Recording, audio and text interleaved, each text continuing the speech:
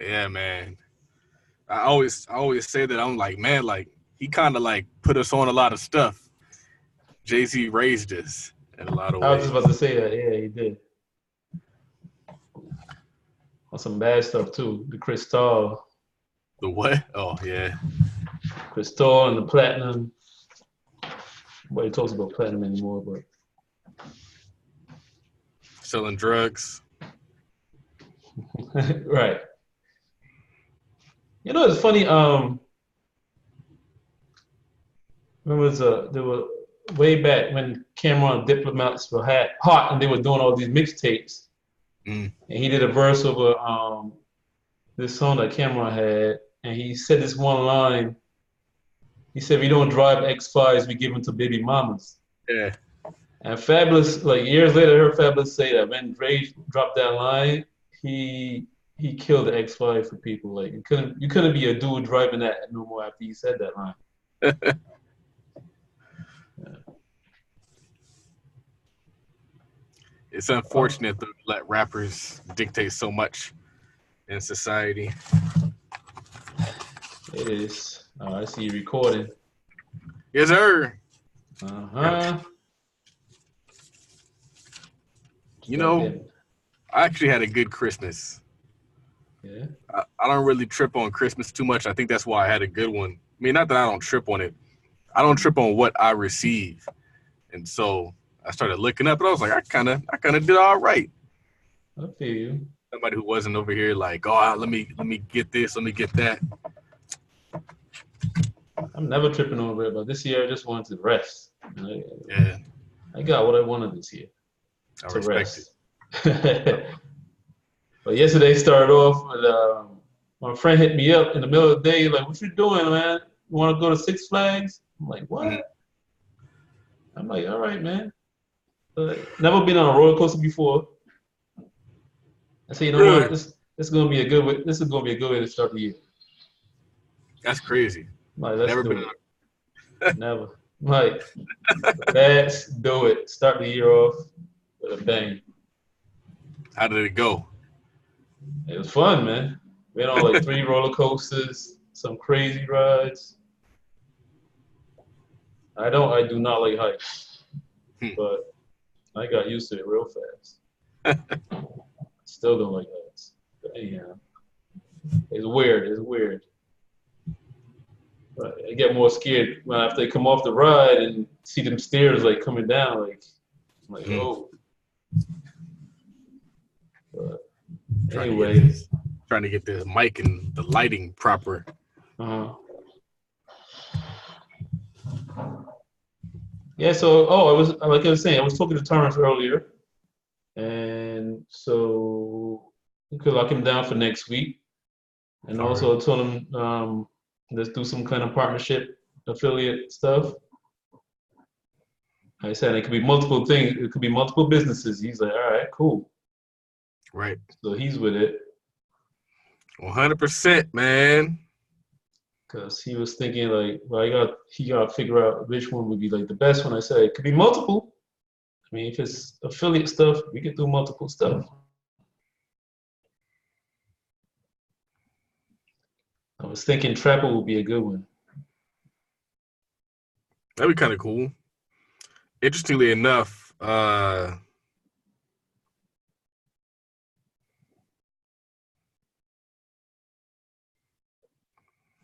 um, the reason why I haven't connected with him is yes, connections with other people that I don't really mess with too much. So I haven't really pursued getting him on the show. Mm-hmm. So yeah, this is kind of a cool cover. I kind of noticed that I didn't think that, but I kind of noticed they not him, but somebody that he's cool with that we both know. That we both know. I mean, that Mm-hmm. everybody knows. Be kind of coming at one of our guys, man. Lately, Sweet. they be coming at Chris, not Trapper, not him. Just like somebody he's cool with that you would Oh know. yeah, I haven't seen her because I don't really follow her, but Mm-hmm. yeah, everybody's hating on every. they see people getting money and they gotta hate on it. That's like the book said.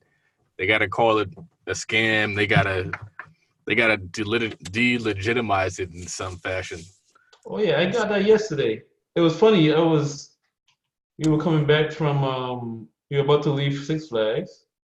I pulled my phone out and I saw somebody on Instagram. They had a picture of the book, the Jay-Z book, Mm. and they had a sticker on it say 50% off at Barnes and Noble. I'm like, oh, we just passed a Barnes and Noble on our way here. Mm. So I'm like, let's make a stop. Went and found it. And it was like 15 minutes after I saw the post. I had it in my hand. Took the same picture like she took and put it up on the gram. So I got that now. So I'm checking to see what's the fuss about. Yeah. Yep. It's not as probably as how Decoded was. I didn't really read Decoded, but I think that Decoded in this book are a little bit different. For a while, I didn't even know if I should get this one because I didn't know how closely it was to Jay-Z. But apparently Michael Eric Dyson, I think that's his name. He worked with Jay-Z and he got his cosign. So solid book so far. I actually listened to the audiobook and followed along with the digital book. And then my mom got me a copy of the book for Christmas right here. So just kind of put it on. It's just on my bookshelf now. Does he read the book, Michael Eric Dyson? Yeah, that's what makes it good. I don't if the author doesn't read the audiobook, it's usually not as good as it could be. Why? Because the author knows what he was trying to write, and so he's going to emphasize certain parts and fluctuate his voice when it's supposed to be fluctuated, as opposed to just like this monotone. How like when it's read by some random person. So I like that. Plus, he's a very good speaker too. So that's definitely worth it. I can see that. Yep. You ready? Yep. I'm ready. Well, you're still plugging in stuff. You said what? So I'm plugged. I'm good, man. I'm good. All right, man. So let's go. Tweet talk. It's episode lit. 29. Nobody has number 29. I think somebody had it in the NBA at one point, but it was like a whack. It's kind of a stupid looking number. Yeah, it is a weird number. 29. Yeah. I feel like somebody had it. A scrub, like on the Knicks or something, like 10 years ago. Some weird number. Anyway, so 2020, first show of the year. I know everybody's on 2020 vision, 2020 new year. Everybody's hyped. That's all anybody's talking about. New year, goals, everything. I feel like it's a lot more optimism this time than any other turn of the year. Maybe it's because it's a new decade. Maybe that's a lot of the reason why, but a lot of optimism out there. That 2020, well, that 2020 does roll off your tongue. That 2020 vision. And then plus, I think there's so many people out here doing it now that it's just built up to like what do you mean? What do you mean by doing it? There's so many black people. There's a lot of good black folks online teaching and trying to get this money and trying to bring others along and linking up. 100%. It's kind of like Ericka Williams was talking about all 2019. She was saying the year of the super team. Mm-hmm. And it will be her and Terry Ejiyoma. And she linked up with so many other people. And I see other people linking up. There's a lot of that in 2019. Yeah. All thanks to the president that they hate. So, real quick, what should we expect to see from Todd Capital this year? We're gonna blow up. We're just trying to buy everything, trying to buy assets and figure out the rest later. We were having some issues with the vending machine acquisition, and we're having a pivot and just figure out how we're going to make it work. But we're still going to make it work. We're not going to back away, because I think we had this conversation on the podcast, but we're talking about, like, we don't fail because we buy vending machine routes and they fail. We fail because we're just too scared to buy them in the first place. So I'm like, if I'm going to fail because we bought it and it didn't work out, not because we talked ourselves out of buying it. So that's one thing we're looking at doing. Of course, I think I want to focus just this year on trying to get one of my either downtown LA developments done or working on getting that hotel. I want to do something that's substantial. I want to do something that's going to be life-changing. So my goal is to do a life-changing deal this year, not just a deal to say we did a deal, not a deal to cash flow a few $100. We're trying to do something that's going to, like, actually put a dent in the world for Thai capital. So, yeah, a lot of acquisitions and trying to level up and do bigger stuff. I think I want to put somebody in charge just doing the acquisition side. Like, you know the formula. We piece up people, we buy what we want to buy, and then we cash flow and move on to the next. Like, I shouldn't be doing that anymore. I'm trying to level up and go to the next level. So, you have somebody in mind already that's already in the club? nope, I have no idea. I just thought of that as I was talking to you right now. Of course, that's the way it That always happened. goes. Man, I feel like I think we got to figure out a way to just have conversation. I think that's what makes mastermind groups so powerful. I was at lunch with my friends and I was talking to them about the downtown deal, and they were asking me, like, oh, so what do you have to do to get it done? And I was breaking it all down, and I was like, now I just need the money. But as I was talking to them, I realized I don't need the money. I need to find somebody who's already done it. I need to find a partner, and the partner's going to bring the money because he's already going to have those contacts full of people, pension funds, whatever, that have the resources. So I don't need to actually find the money. I need to partner with the developer and then make it happen that way. So I need to create a group. It's funny how having a conversation with somebody changes a lot. And you think maybe this person has the answer, and as you're speaking, you get your own answer just from saying that out loud. 100%. Yeah. I've been noticing that a lot. So, yeah. That's the idea. I don't know. We got to figure it out. Cool. And so it's like you said in the tweet, goal is community, not just cash flow. So we want the whole block. Then we want to clean up said block, then secure said block, then educate said block. Yeah, I feel like we always get on here and we talk about wealth. And it's like, well, what are you building all this wealth for? Why do you want wealth so much? And a lot of us, we want it because we want to not have to be gunned down by police. We want it so we can have safe schools. We want it so that we can have clean properties that appreciate in value, so that we can have communities that aren't filled with crime because people are having to resort to crime to get a buck. And so, like we said last week, like, none of that has to do with going on vacations and getting Gucci shoes and blowing money fast and popping bottles. So it's like, at the end of the day, people just want to live with dignity.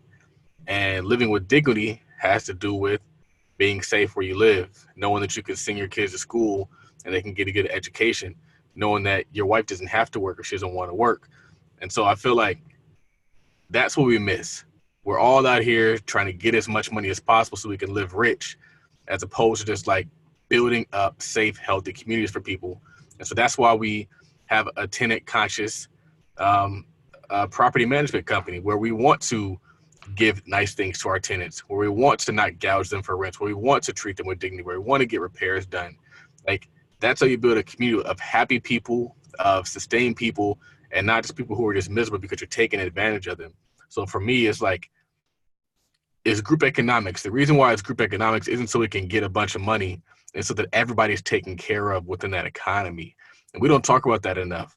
We always talk about, like, group economics, we can compete with white people, as opposed to group economics so that somebody doesn't have to sleep on the floor. So somebody doesn't have to pick through trash cans to get something to eat. Like, somebody asked me this question today. They said, what is on your bucket list? I said, I want us to have a community that has dignity. I want us to have a community that's respected. I want us to have a community that has our own businesses, not for the purpose of stunting on other people. Because when you stunt on other people, you tend to create negative energy. And that's why a lot of communities that are successful, they don't do it. They're not out there trying to stun you, because that creates resentment, and that resentment will make sure that you don't last at the top very long. And so I say that to say just that it's about community. And if we take the community approach, we don't need to beg, protest. We don't need them to give us jobs. We don't have to have them to raise our wages. We control what we control. Mm-hmm. And you talking about resentment. It's kind of like, I remember one time there was a rapper talking about how when you come back to the hood and you wearing like diamond chains and all this stuff, that's how you get robbed, because you're causing resentment when you come Yeah. back to the hood like that. It's like you walking back in the jungle and you look like food. Yeah. And I feel like that's unfortunate as well. Like, that's why I put out a tweet a long time ago where we as African American men who are doing some things for ourselves got to help other African men do things for themselves. Because if you get successful and you get a bag, as they say, and somebody else is over there and they can't really get and put themselves on, they're going to be looking at you as an opportunity. And I wouldn't even blame them. It's unfortunate, but it's like, that's the community approach. We make money together. I was watching the Kevin Hart thing, and what really was cool is he started circling back and putting his friends on. So he was like, okay, well, you are going to produce this television show. You are going to produce this for me. You are going to produce the everything sports and business related. And so he starts putting people on so they can get their own bag. And I think that that's what it has to happen. I always tell, like, for some reason we think it's like a scarcity mentality. If you believe in abundance, you believe that Raphael can make money and I can make money. And so that's why when I always approach business that way, I'm not over here approaching business like only I can get to it. It's like, no, we can get it together. And if we work together, we all make more money. If you go to Newport Beach, you go to all these high-end areas, it's a bunch of people with money, not just one person with money and a bunch of peasants. Right. And you were just talking about you're not building wealth just to go on vacation and buy ugly Gucci shoes. You didn't say ugly, but Yeah, I yeah. want people to understand that, because I feel like that's what people think they're doing it for. They think they're getting it so they can floss, so they can buy Louis Vuitton, so they can buy Gucci. And I feel like we got to detach wealth from consumption. And I think that's the bar. Detach wealth from consumption, because everybody thinks we're just trying to get rich so we can spend a lot of money. That's what they all think. And I feel like if we can attach wealth to security and freedom, that is a more noble goal. A more noble goal is being financially free, meaning nobody has their thumb on your neck. Nobody can determine how much you can make. Nobody can determine where you should live. Nobody can determine where you want to send your kids to school. Nobody can determine what kind of food you can eat, what kind of health care you can get. All of that is money related in America. But for some reason, we only see money through the lens of consumption. We only see money through the lens of going to expensive concerts or buying new cars. Like, if we look at wealth as protection, we'll probably have more of a respect for the dollar. And if we respect the dollar, we'll probably have more dollars. Right. And you said you had a tweet that says the best use for your assets is more assets. I love what I'm seeing these days. One of my favorite people to watch is the Hartzogs, and that's the Hartrimony couple. But I always tell people that, like, as you get successful in business and in real estate, then you tend to use that massive income to create passive income. And so I've always believed that business is kind of better than real estate. And a lot of people will say, like, oh, you're crazy, real estate, but they're in the business of real estate, not necessarily in investing in real estate. And they're two different things.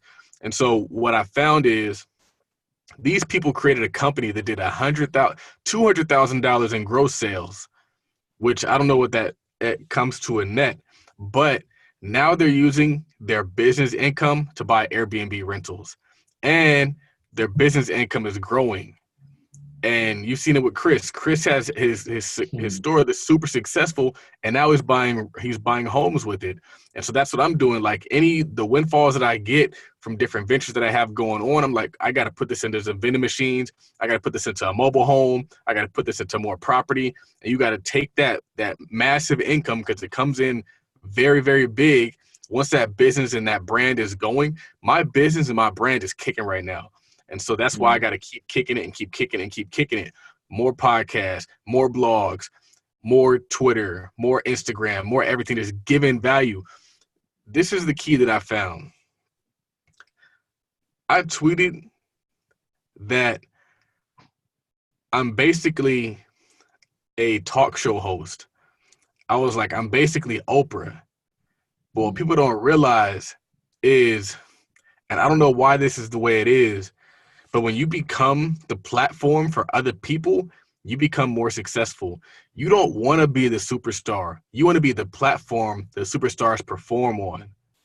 That's why BET is successful. That's why radio stations are successful. That's why YouTube is successful. That's why Facebook and Instagram are successful. Tide Capital is a platform. That means I give other people the shine. And when I give other people the shine, my brand grows. And so it works twofold, because that person is getting shine. Every time I post Chris, he gets more followers. Every time I post Chris, I get more followers. If we could just help each other, we would be more successful. It's inevitable, but we're so busy competing with each other, trying to get the limited resources that we think are out there and really exist in abundance, that we don't realize, like, if we just like flipped it and supported and helped each other, we can get to the end. And so being the Oprah thing, people thought I was like making a joke about myself. Oprah's a billionaire. And all she did is put other people on. She's famous by association. I'm famous by association. People know me because I'm affiliated with bringing all these great people on the show. And I just continue to put myself out there. And that also helps get sales. So I just think it's dope. I've been doing it. And I think that people, that's like the goal. The goal is to take your massive income, turn it into passive income, and business helps you do that. The biggest people in real estate are business owners, because they take all their real estate, their business money, which comes in massively. This dude Chris is bringing in $400,000-$500,000 a year, because you can sell your product over and over and over again, but you can't sell that same property over and over again. So it's not just business; it's also real estate. But I've always been a business person first. And I know that business will set you free. Business gets you paid all the time. Business, it's been crazy right now. I'm expecting a huge year. I'm trying to make money every day, Raphael. I wake up every day like, I need to make money every single day. Every single day I got to make $1. And the crazy part about it is it's kicking. We're 4 years into the process. And the more you do it, the bigger your brand grows, the bigger your brand goes, even more money you make. So I'm excited for 2020. That's cool, man. It's so funny. As soon as you start talking about people taking the business income and then turning it into passive income, I immediately thought of Chris. And he's talking about taking his business income, buying rentals, and he's taking that rent money and buying dividend stocks. He said, putting that aside for his son. It's a beautiful thing, and I think that's wealth, man. Chris is creating money that's going to continue to come. And one of the most important things for people to understand is, let's say Chris makes $30,000 in a month, and he takes that $30,000 and buys a house. He didn't really lose the $30,000. He just moved it. And he's going to continue to get rental income and appreciation. And that's why the rich get richer, because they make more money than you, which allows them to invest bigger than you. So, and then once you have a bunch of rentals coming in, he's bringing in $15,000 just from rentals each month. So the business kicks off. But the crazy part about it is that business might not always be hot. We would love for it to always be hot, but while it's hot, you got to take that money and make it permanent. And permanent money is something we don't talk about enough, because that's wealth. On the last podcast, or like maybe 2 podcasts back, we were talking about, like, you don't need a pile of money, you need a pipeline of money.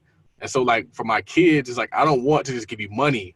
I want to give you assets to pay you money every single month because you can't get rid of that. You can't get rid of wealth. Right. So you saying you don't lose the money you parking when you put it in real estate. Is that Mm-hmm. what you were talking about when you tweeted spending money on real estate isn't really spending money? I'm going to 100%. get it back. 100%. I was talking about a deal I did recently, or not recently. We did it like a year and a half ago, 2 years ago. We bought this house. We paid $11,000 for this house. We rented it out for $600 a month. We've held it for 2.5 years approximately. We've gotten every single cent out of that property, and we'll own it forever. So the money comes back. But the crazy part about it is, let's say we just got pissed off. We're like, you know what? Let's sell this house. We could probably sell it for double what we paid for it.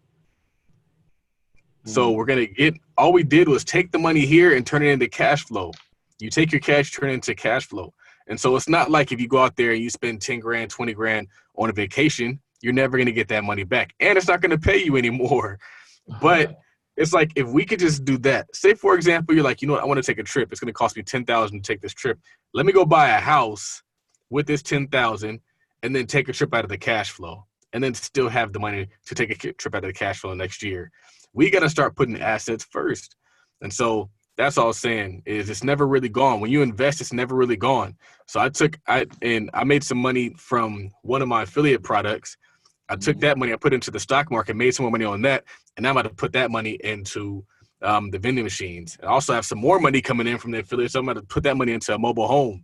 And then it's like, well, what else can we buy? What else can we buy? What else can we buy? Like, the goal is just to like just get hungry. Like, I got to make it permanent. You're not going to be making this much money just off of like some affiliate links. So you might as well make it permanent and turn it into permanent income, or at least savings. Mm. I think people gotta we need to get that in our heads, get that concept down, turn that slow money to fast money, and Right. Fast money. parking it. Because I see sometimes anytime somebody puts up a post on social media about dividend stocks, and they do like they'll run the numbers and say if you put in this much in the stock, you get this much back every month or every quarter or whatever. And there's always somebody in the comments that'll say like, so I saw somebody say like I'm gonna spend a million to get $36,000 back, or I'll put this much money in and all I'm getting back is 10 cents a month per share, like, and they're laughing at the person that's posting it like this is the dumbest thing I ever heard. Mm-hmm. And you could tell that you've obviously never heard of drips, and the whole point is that the dividends buy more stock, which brings you more dividends, which lets you buy more stock and bring you more income. But you can see people just don't get it at all. They're not thinking. But like you said, assets are not things. Assets are thoughts and creativity applied to things. Man, first off, that's a bar. It's kind of abstract and it kind of is conflicting. But I find that we always say wealth comes through creation. And if you can, it's kind of like people are making money these days selling digital products. And digital products is really nothing more than your intellect, and you create something and then you repackage and sell that intellect. And so I would just say that I was watching somebody and he was talking about how like he buys a house and then he completely reimagines it. He will knock it out. If it has like a bad floor plan, he'll reimagine it. If it has like ugly paint on the outside, he'll fix it up and stuff. And he was saying like he doesn't get paid for real estate. He gets paid for his vision. He gets paid for his vision applied to real estate. And so the beauty in that is we have unlimited creativity. We're some of the most creative people on the planet. We just got to monetize that creativity. These days, it's great because you can monetize it through all the different platforms that are out there that are free. Instagram, Twitter, Gumroad, Shopify, all these different platforms. If you can take your genius and package it up and then market it to the world, you can make a lot of money. And there's so many people out there. That's like the internet is crazy. Granted, you're always, if you are that kind of a person, you're always going to tap into something. So I would love to say like, oh, once Instagram is gone, it's gone. Like, no, now there's Shopify, now there's all these other platforms that are popping up. So like Instagram is just the current platform and Twitter is the current platform. But before that was Facebook, before that was Black Planet, before that was MySpace, before it was all those other platforms. So like for us, we've been doing this forever. I'll never forget on like MySpace, back when I was promoting parties, I would go and I'll put my flyer as a comment on somebody's page. And so they would see it, but then anybody else who went to their page would see our flyer for our party in their comment section. And so I've always been hustling. I remember I used to promote parties on Twitter, and I would create those little twit pics. And a twit pic, it would show you how many times your picture was viewed. And so I would just post it to get my views up on my picture flyer. And so I've been doing this for a while. It's just so happens now I'm finally in my lane of finance and business and real estate and investing so that I can kind of maximize that.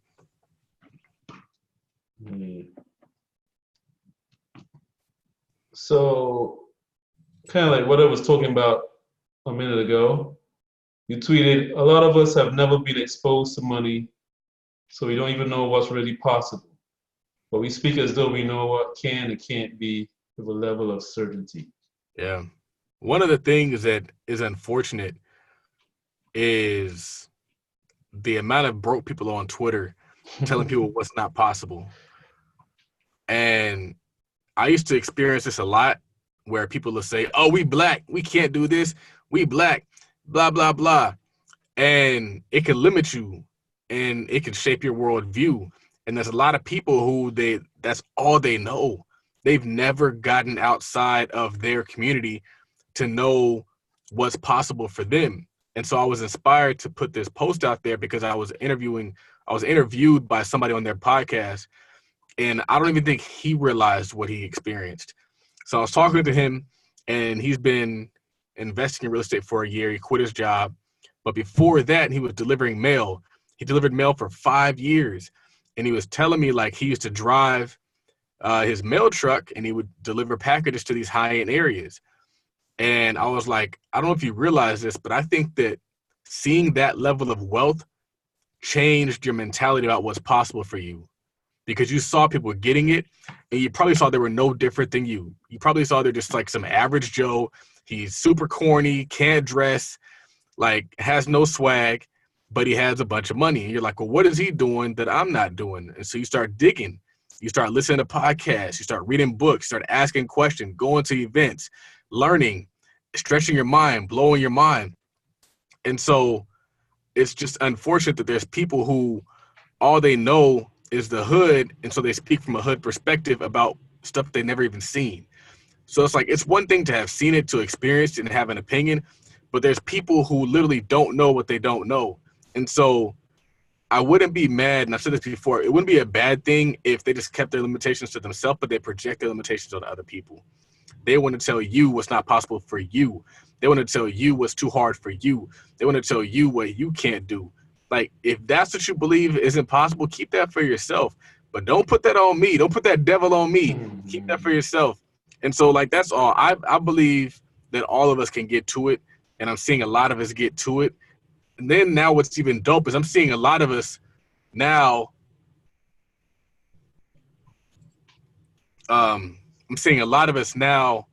flip our massive income from that one successful business into like everlasting wealth. So now we're making it like, so you can't even lose it. And that's dope to me.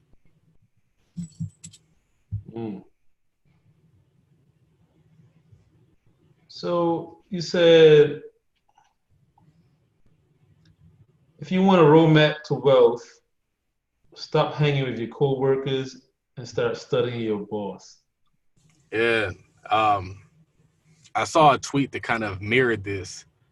I wish I could remember what it said. Oh, man. I saw something that spoke to this. Hopefully I get it as I start talking. But it's something I always do. And that is that so this is kind of what stemmed from it. Well, that tweet was like an older tweet. But as I was talking to the guy today, he was talking about how like everything that you do at your job can be applied to your business. And so when he used to be like a mail truck driver, he would like driving the mail truck helped him learn what neighborhoods to invest in and what neighborhoods not to invest in. And he was saying like, yeah, like if you work at Subway, like there's something at that business that you can apply to your current business. And so for me, like the reason why Tide Capital exists is because I worked in a private wealth management company, and I was like, I could create my own private wealth management company. And now I work in a firm where the owner markets like crazy. And so now I'm marketing my business like crazy. Like I'm unashamedly marketing my business every day, asking for the sale, promoting my business. I need to bring in as much business as possible, not as much business as I can support. Meaning that every day, bring in business every day, bring in business. And then if I got to hire some other people to support that business, so be it. But before I was like creating a job instead of creating a business. Your business is supposed to have roles, meaning marketing does nothing but marketing. Sales does nothing but sales. You would have somebody doing marketing and then doing support. And so what I realized and what I always do, even when I was like, what I always do is I look at the bosses and I try to study what they do. And this is why I got out of corporate America and the like working in banking, because you look at the bosses and a lot of them aren't where they want to be because they're not really the boss. They're just a manager. But if you look at like the CEO, he's living that life. So I'm modeling myself after the CEO. And a lot of times when you work in a bank, like the ceiling is the branch manager and they're driving some old 3 Series and some little house that they have. And I'm like, that's not what I want. I'm not working 15 years to get to an old 3 Series. So you got to study the bosses because the bosses are going to teach you how to be a boss. And I always tell people, don't follow what they say, follow what they do. Because sometimes what they're telling you is to hold you down to that level. I'm watching you. What are you doing? Right. So you also said learn the skills on their plantation and then go start your own, meaning a business, before somebody say, well, you're trying to start your own plantation, but whatever. I should. That'd be a good idea. And then go start your own. Don't stay on the plantation. Don't fight them to pay you more. Take the skills, fam. Yeah. I mean, the tweet's kind of self-explanatory, but I think it speaks to what we talked about earlier is just like using a job for the skills. The guy he interviewed today, he asked me, he's like, so when did you take the leap and leave your job? I was like, I still work a job. I feel like you can and should run a business and run a job at the same time. Granted, I'm actually like honestly, if I do what I'm supposed to do, I can be out of the job hopefully this year. And just working strictly for Tide Capital. I already looked at office space, already looked at how we're going to do that. So, yeah, self-explanatory tweet, man. Yeah. So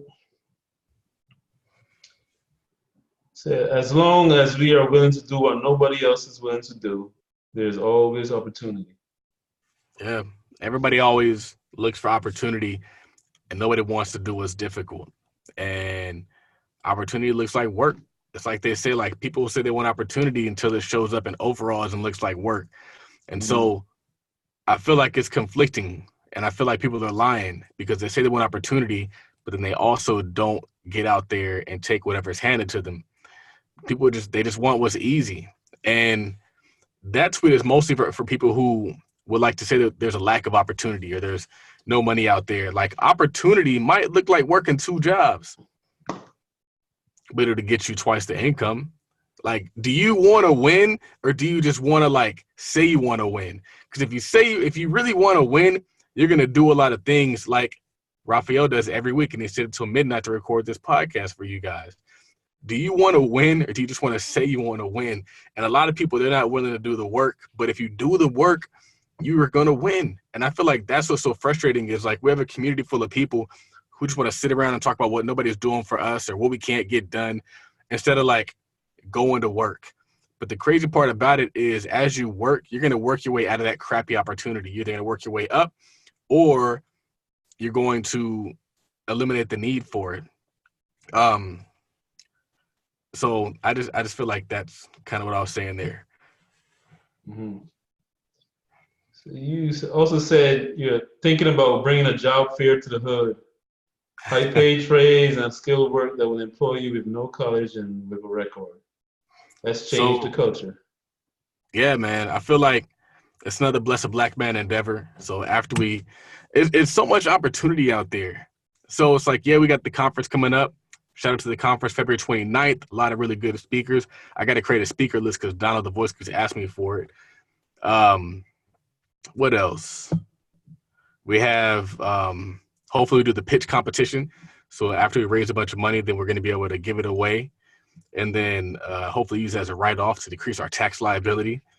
And then we could do a job fair. And so there's always something that we could be doing to give back. Like, like when you attack problems, there's never a lack of solution. There's never a lack of opportunity. Like, we can always find something to do. So the job fair, it's just I like to attack people's excuses. And so people will say, "Oh, we can't get jobs because I have a record. We can't get jobs because I didn't finish college. I can't get jobs because I didn't finish high school." So it's like, let me go find all the things that you can do with all these and bring it to you. Since you don't want to go out there and get it, we're going to bring it to you. We're going to make you productive again because the community is productive men. I saw this tweet and it said that you can judge a community by the vitality of its men. And so we, for some reason, think that women dictate the African-American community. And shout out to them, love women, but we also need men to be doing well as well. Like, that's all I'm saying. So my goal is to make it happen. If it's not going, I feel like your life has to attach to a purpose bigger than stuff. And these days, like, I don't really care about stuff too much, even though as I grow the business, I just get more stuff. But like, I live a purpose-driven life, and I want to change stuff, and I don't want to complain about stuff, and so that's why we do that. That's why we do Tie Capital, and I wish more people would be more attached to like their purpose and not so much like their paycheck.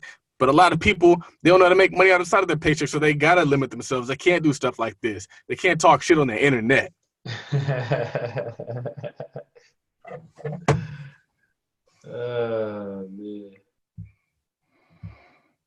Pay more attention to your purpose than your paycheck.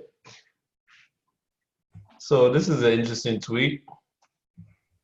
Your wife doesn't want you to create a job for her. She wants you to create freedom for her. Yeah. For the longest time, I thought that like the goal was to give your wife a business, and I realized like wives don't want to work, fam. They just don't. Our moms might have worked because they had to work, and maybe they even wanted to work, but like this generation of women, they don't want to work, fam, and that's okay. Especially as you have children, you know. For the longest time, I thought that like letting your wife stay home and raise the kids was about her. And then I realized it's actually about your kid. So it's like I'm allowing you, or I'm providing for you to stay home so that my son or so my child has that. So that they have a stay-at-home mom. So they have like, they don't have to go out there and, you know, be exposed to whatever they're being exposed to. And so like that was the disconnect for me. Like for the longest time I thought like she just wanted to be a freeloader. And now I realize like, no, it's actually about the kid. So if you're going to be a good father, make sure you take care of that aspect as well. You can't be a good father without being a good husband. I apologize for that statement if it offends anybody, but I just feel like it's very true. I feel like, okay, you don't have to be necessarily be married, but I feel like you have to exemplify love for a woman because you're effectively teaching your children how to love one another. I feel like that's just as important as giving them food to eat and all that stuff, as teaching them how to maintain healthy relationships. So in a perfect world, people are still together. In a non-perfect world, they still can coexist in a healthy way that allows their children to see healthy relationships, because people repeat what they see. And so we just got to make sure they see the right stuff that's worth repeating. Yep. So one more tweet. You said a black community that only embraces one line of thinking and considers the other toxic, even when it yields positive results, ain't the community I want to be a part of. You know what's so interesting about like the Donald Trump hate and the Republican hate? It's like Republicans have positive results for black people. I believe that racism has changed. People think that racism is people being mean to you. I think that racism is people lowering the bar for you, people giving you a pass, giving you excuses, and not requiring you to step into your greatness. That's racism these days. Why is it racism? Because it allows you to underachieve. It allows you to exist in ghettos. It allows you to exist in poverty and then blame everybody else but yourself. So the problem is you're in poverty. You might not be blamed for it, but you're still in poverty. And I would rather you be blamed for it, because if you're blamed for it, then you get to change you, man. If you take responsibility, you get to change you. If you blame everybody else, you got to change them. And it's a lot more difficult to change everybody else. It's a lot easier to change one you. I could change me. I can't change the whole LAPD police force. I got stopped I didn't really get stopped. I was in downtown. I made a turn. And so a cop pulls up, and it was an Asian cop. And it was a really weird exchange. I didn't really do anything wrong. And that's why, I wasn't tripping. But he, pulls up beside me. And downtown LA, they have, cops stationed throughout because they're just trying to kind of police downtown LA and make it safe again. And he pulls up, and he's like, "Hey, that was an unsafe lane change, buddy." And I was like, "Oh, man, sorry about that." And he's like, "It's your one gift." He's like, "You should be happy about it." He's like, "Use it wisely." And I was like, "All right, okay, cool." And so, he left. I didn't, get crazy with him. I just said, "I didn't even do shit, man. What you talking about?" I didn't, come at him. It was coming at me. I was like, "All right, whatever. I'm just trying to take my slacks to the tailor." And I feel like I could have reacted like an N-word, and I would have gotten treated like an N-word. Or I can react like a gentleman, and I can get treated like a gentleman and go on about my day. And I feel like that's how race relations in a lot of ways works. If you just do what you're supposed to do, despite them doing maybe not what they're supposed to do, you're going to win. You're going to win the long game. But if you challenge everything and complain about everything and making noise where there's not needed to be noise, you're probably going to end up not accomplishing what you want out of life. Probably going to be stunted in a lot of ways, probably going to end up being locked up in jail somewhere. So what was that tweet again? I forgot, man. A black community that only embraces one line of Right. thinking. Yeah. So the problem, I pointed that out because a lot of times on Twitter, they want to cancel somebody. If you say something that's not in line with the liberal line of thinking, you're automatically not black. And the problem with that is they're canceling a lot of very solid people. They're canceling the Kanyes of this world. They're canceling me's, people that are actually out here improving black communities, as opposed to just ruining black communities. It's so weird. It's like people will cancel Kanye, but they love them some Future. They love some Roddy Rich. All the ratchet rappers that do nothing but promote smashing people's hoes. They love them, but then you go out here and you're like, "Oh, I'm Kanye and I got married to Kim Kardashian and we stayed married and raised all our kids and we created wealth and created a business and I'm buying a bunch of land." They hate that. And so I feel like in a lot of ways our values are skewed, man. We don't even know they're skewed. We think they're proper. We think our values are right because we don't know any better. And it's so deep and it's so intertwined. And I don't even know if I have the vocabulary to really explain it all, but it's just what I found. They're quick to cancel you. And instead of entertaining the idea that maybe you might be right, maybe we're kind of pursuing the same thing in different ways. Right. Yeah, it's a weird thing goes on. Everybody thinks their way is the only way. The only way. It's like either you're an entrepreneur or you're nothing. Or like if you you go college is for dummies. And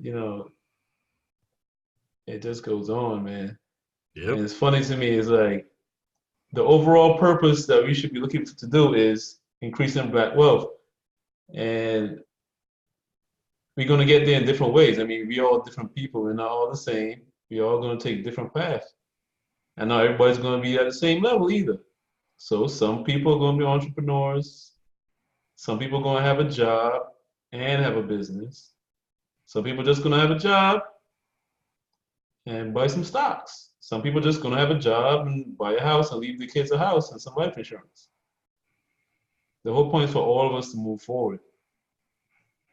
Not everybody's going to move forward the same way and at the same level. As long as we all move forward. Yep. You know. I feel like if we just embrace that, if we could just realize like, hey, bro, like we're all trying to progress, if not the entire culture, at least our family and ourselves. Mm-hmm. And so like it's so funny. Somebody said this, and I'm glad they said it. They're like, how come we're a monolith when it's convenient, but we're not a monolith when it's convenient? And so it's like, if we're not a monolith, that means that my idea should exist without you saying you're not black, or I'm canceling you, or I'm putting a black card. Like, that's just my black opinion. I'm not any less black than you. My opinion is what it is. I'm still black. You can't literally take somebody's black card just because they disagree with you. You just can't. Yeah, it's pretty dumb, man. It's just some weird stuff, especially on Twitter, I think. Yep. But I don't know, it's strange. Trying to invite people to picnics and all this kind of phraseology I don't really understand, like revoking people's cars, canceling people. It's like, yeah, okay, whatever. Yeah. But what does it progress? If you cancel somebody, do you win in life, or are you still losing? Are you still losing? A lot of people are still losing, still having the same arguments that they've been having for years about police shootings and racism and building a business and all these other things, but they're canceling you. Like it's kind of like that, what we always talk about. It's like you cancel Kanye and he went on to make $150 million this year. Like, what is the power of your cancel? Does it just make you feel good? Right. So 2019 is in the books. 2020 is here. Things are looking up. How's the barbershop going? You still cutting? You know, I had a conversation with the barber today. The barber, maybe out there trying to get over on you. I told him, send me my money. We got nothing to talk about. I was like, I put out this tweet today. I was talking about like sometimes in business, you got to be able to call bullshit with a straight face. And so one thing that I found, unfortunately, with African-American people is they always try to get over on you, man. That's a very racist comment to make. I'd take that back. But what I found with like tenants and everybody, they just be trying to get over on me, man. And so like he always pops up and he's like, oh, it's some repairs that need to get done. And I'm like, it's kind of unfortunate because you're like trying to help people and you're trying to look out for them. You're trying to like do right by them. And they always try to fuck you. They always try to like get their money without giving you money. And I'm like, why? You can't have a community like that. You can't have a community where people are robbing each other. That's what the ghetto looks like. People are taking from other people instead of trying to help other people. Like, people gotta, like, you can't have a community where you're taking advantage of other people. You can't have a community where you're trying to get over on other people. Are you trying to build a community that's trying to get money? Because getting money and building a community are kind of inversely related, because a community is all about everybody and about uplift, not about I'm going to get mine, you better get yours. So anyway, I told him, I was like, here's that $750 like we said. Like $750 is still a compromise. So he's supposed to pay us $750 at the beginning of the month. He kind of was like hemming and hawing, and he was like, oh, well, I'm going to send you invoices for all the stuff that we had to get fixed. I was like, send me invoices, but also send me proof of payment. Don't make up some damn invoice and just like, oh, this is what we had to pay. Like, no, you didn't pay that shit, because that's what they'll do. They'll create a whole bunch of fake shit, and then it's like, you got to audit these people, because then it's like, well, what's the date on this transaction? It probably doesn't exist. This guy, he does his own work. The reason why we've kept him is because he does his own work. But he's trying to say like, oh, well, since I had to fix stuff, I don't have to pay you, which is some bullshit. It's just bullshit. So the thing is I mean, running a business takes a lot of time. It's not going to be overnight. It's not going to be we're just making money the next day like a lot of people would expect. A lot of people expect like, oh, we're rich tomorrow. Tide Capital is like a 5-year-old company. Like this stuff didn't just happen overnight, and we're still building. I still need lights. I still need a little backdrop. It's coming. It's like it's coming, man. And so like the barbershop business, it's gonna grow. We get some cash flow this month. Next month we should get cash flow. The next month we should get cash flow, and then we just start the snowball. Before you look up, the barbershop business gave us 20 grand this year, and the vending machine business gave us 20 grand, 30 grand, and then we just got to scale because the goal is like $1 million in gross this year. Cool. So let me ask you, because everybody's talking about this right at this time of year.